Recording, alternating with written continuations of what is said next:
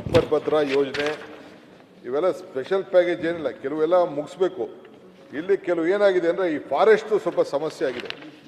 ಒಂದು ಹಣ ಬಂದಿಲ್ಲ. ಈಗ ನಾನು ಅದು ಹೇಳಿದ್ರೆ ಅಪ್ಪರ್ ಭದ್ರಾದು ಸೆಂಟ್ರಲ್ ಗೌರ್ಮೆಂಟ್ ದುಡ್ಡು ಕೊಡಬೇಕಾಯ್ತು ಅಂತ ತಿರ್ಗಿ ಅದನ್ನೇ ರಿಪೀಟ್ ಮಾಡಬೇಕಾಯ್ತದೆ. ಅವ್ರಿಗೂ ಬೇಜಾರಾಗ್ತದೆ. ಅವ್ರಿಗೂ ಗೊತ್ತಿದೆ ವಾಸ್ತವಾಂಶ ಏನು ಅಂತ. 5,300 ಕೋಟಿ ರೂಪಾಯಿ ಕೊಟ್ಟಿದ್ರೆ ಬಹುಶಃ ಇನ್ನು ಸ್ವಲ್ಪ ಜಲ್ದಿ ಕೆಲಸ ಆಗೋಗೋದೇನೋ, ಅದು ಕೊಡಲಿಲ್ಲ ಅವರು. ಎರಡನೇದು ಏನಂದರೆ ಫಾರೆಸ್ಟು ಸ್ವಲ್ಪ ಪ್ರಾಬ್ಲಮ್ ಆಗಿದೆ. ಫಾರೆಸ್ಟ್ ಅವರು ನಮಗೆ ಕ್ಲಿಯರೆನ್ಸ್ ಕೊಡಬೇಕಾಗಿದೆ. ಫಾರೆಸ್ಟ್ ಅವ್ರು ಏನಾದ್ರು ಕ್ಲಿಯರೆನ್ಸ್ ಕೊಟ್ಟರೆ ಇನ್ನು ಮಧ್ಯದಲ್ಲಿ ಎಲ್ಲೆಲ್ಲಿ ಸ್ವಲ್ಪ ನಿನ್ನ ಕೆಲಸ ನಿಲ್ಲಿಸಿದ್ದೀವಿ ಅದೆಲ್ಲ ಆಗ್ತದೆ. ಸೊ ನಾವು ಇದನ್ನು ಕಮಿಟ್ ಮಾಡ್ಕೊಬಿಟ್ಟಿದ್ದೀವಿ. ಈಗೆಲ್ಲ ಕೆಲಸ ಈಗಾಗಲೇ ನಡೀತಾ ಇದೆ.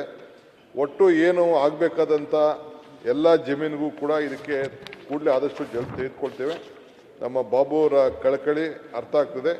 ಖಂಡಿತ ನಿಮ್ಮ ಜನಕ್ಕೆ ಹೇಳಿ, ನಾವೀಗಾಗಲೇ ಇನ್ವೆಸ್ಟ್ಮೆಂಟು ಭಾಳ ಮಾಡಿಬಿಟ್ಟಿದ್ದೀವಿ.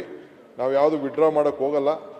ಆದಷ್ಟು ಜಲ್ದಿ ನಮ್ಮ ಫ್ರೆಂಡ್ಸ್ಗೆಲ್ಲ, ನಮ್ಮ ಎದುರುಗಡೆ ಇರೋ ಫ್ರೆಂಡ್ಸ್ಗೆ ನೀವು ಎಲ್ಲ ಸೇರಿ 5,300 ಕೋಟಿ ರೂಪಾಯಿ ಬಂದ್ಬಿಡ್ತು ಅಂತಂದರೆ ಇನ್ನು ಮುಂದೆ ಕಂಪ್ಲೀಟ್ ಮಾಡೋಂಥ ವ್ಯವಸ್ಥೆ ಮಾಡ್ತೀವಿ. ಬಟ್ ಅವ್ರು ಕೊಡಲಿ ಕೊಡ್ದೇವಲ್ಲಿ it is our bound duty.